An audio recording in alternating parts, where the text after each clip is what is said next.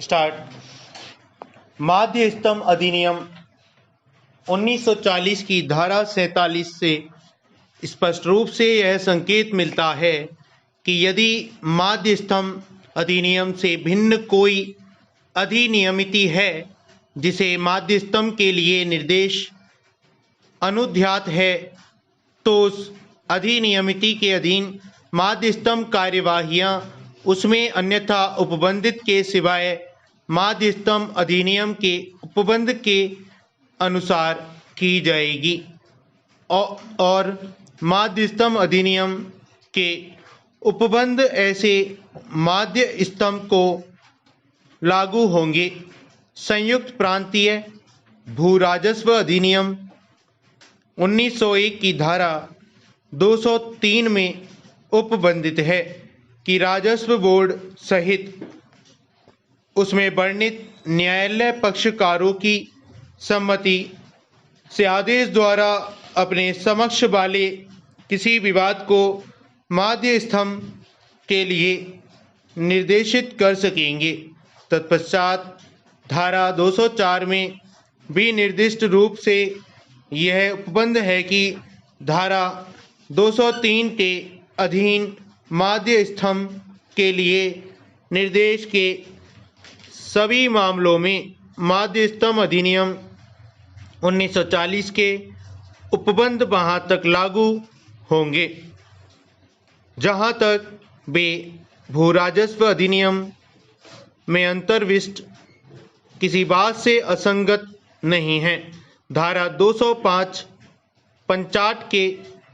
प्रक्षेपों की सुनवाई अनुध्यात करती है और धारा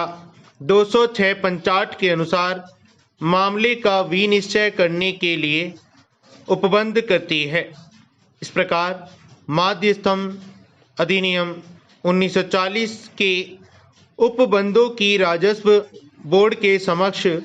सुनवाई के लिए आने वाले मामलों में लागू करने के लिए स्पष्ट कानूनी उपबंध है। संयुक्त प्रांतीय भू राजस्व अधिनियम के अध्याय 9 में उपबंधित प्रक्रिया सामान्यतया इस बात का ध्यान रखे बिना कि मामले भू राजस्व अधिनियम के अधीन उद्भूत हुए हैं या किसी अन्य कानूनी उपबंध के अधीन राजस्व न्यायालयों के समक्ष आने वाले सभी मामलों में लागू होगी। धारा 192 के परिशीलन से यह प्रकट हो जाता है। यह धारा उसमें वर्णित राजस्व न्यायालयों को भू राजस्व अधिनियम के अधीन या अन्यथा उनके अधीनस्थ न्यायालयों में लंबित मामलों को अन्य अधीनस्थ न्यायालय को अंतरित करने के लिए सशक्त करती है। अधिनियम के अधीन या अन्य शब्दों के प्रयोग से यह स्पष्ट संकेत मिलता है कि यह धारा भू राजस्व अधिनियम के अधीन से अन्यथा राजस्व न्यायालयों के समक्ष आने वाले मामलों में भी लागू होती है जब तक भू राजस्व अधिनियम के अध्याय 9 की किसी धारा विशेष में या किसी कानून में यह दर्शित करने के लिए कोई बात न हो कि उस धारा में अधिकथित प्रक्रिया केवल ऐसे मामलों में लागू होती है जो भू राजस्व अधिनियम के अधीन उद्भूत हो और वे किसी अन्य अधिनियमिति के अधीन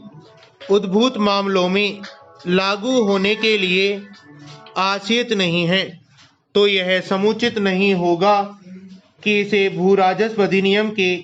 अधीन उद्भूत होने वाले मामलों में ही लागू किया जाए और अन्य अधिनियमितियों के अधीन उद्भूत मामलों में लागू न किया जाए। भू राजस्व अधिनियम की धारा 203 में ऐसी कोई बात नहीं है जो इसके लागू होने को केवल भू राजस्व अधिनियम के अधीन उद्भूत मामलों तक ही सीमित करती हो।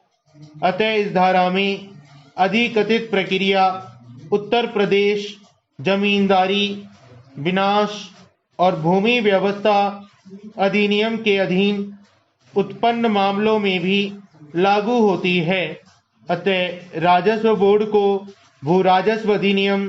की धारा 203 के अनुसार उत्तर प्रदेश जमींदारी विनाश और भूमि व्यवस्था अधिनियम के अधीन दूसरी अपील में अंतर्बलित विवाद को माध्यम के लिए निर्देशित करने की पर्याप्त अधिकारिता है। स्टॉप।